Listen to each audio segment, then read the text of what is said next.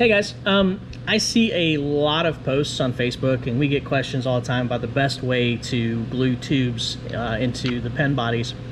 I know a lot of people like to use CA, or a lot of people start with it anyways. I found that I just don't think the adhesion's is good. Also, you run the risk of, you can put CA on, you go to put it in and it freezes and you're stuck with it sticking out like this. Doesn't always happen, can happen. I know that if I use epoxy, it will never happen. So just to save myself from any potential hassle, and because I think that you get just a better glue up, I've gone to using epoxy. This is JB Weld 5-minute. I can usually do about 4 or 5 pens with that. If you need to do a batch, get something that's 15-minute. Really doesn't matter what brand. But it's 2-part epoxy. You can see I've squirted out onto just a piece of cardboard. Steven's a bit of a diva, so I've got his, always has to have his grape soda down here in the shop. He's the one that does all of our M3 blanks. So I just ripped off part of his box, super fancy. And then a popsicle stick from the mixing room. But really it's just get those 2 parts together and you can just mix them up on a piece of cardboard or plastic or just anything. All you have to do is stir it for about 30 seconds or so. The whole goal is to make sure the part A and the part B get well mixed.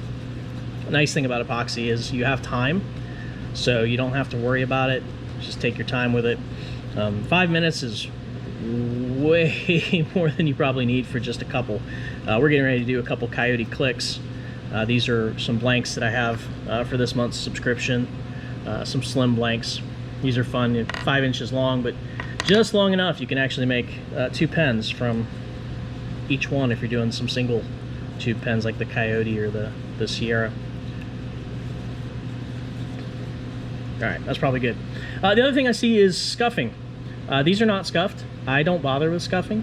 If it makes you feel better, by all means, take some sandpaper to it. I have not had a tube break loose in years, and I do not mess with scuffing at all. So what I do is get a generous helping on there. It's not rocket science. You don't have to be terribly picky. And then I just kind of make sure that I get as much of it in on that side as I can. A little sloppy with it. Some people like to put Play-Doh, or I've seen potatoes or all kinds of things in their end of the tube. I don't usually mess with it. I can usually clean it up pretty well just with like a hobby knife or something if I get anything. So now I go back and just put a little extra. And I go in from the other side. And again, this twisting and the back and forth is just to make sure that we get glue everywhere. Using popsicle stick and do this. This is how I keep from getting a bunch in the tube. Scrape it out, scrape it down, and I really have pretty clean, right?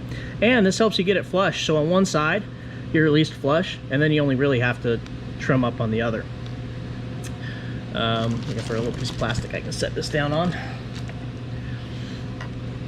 So same thing with this one. Again, you have 5 minutes, so there's plenty of time. You don't have to be in a rush.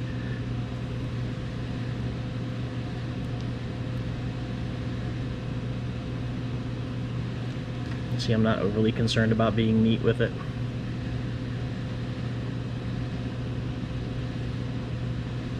All this is doing is making sure we get a nice, good coat. Usually when people blow up blanks, it's because of a glue issue.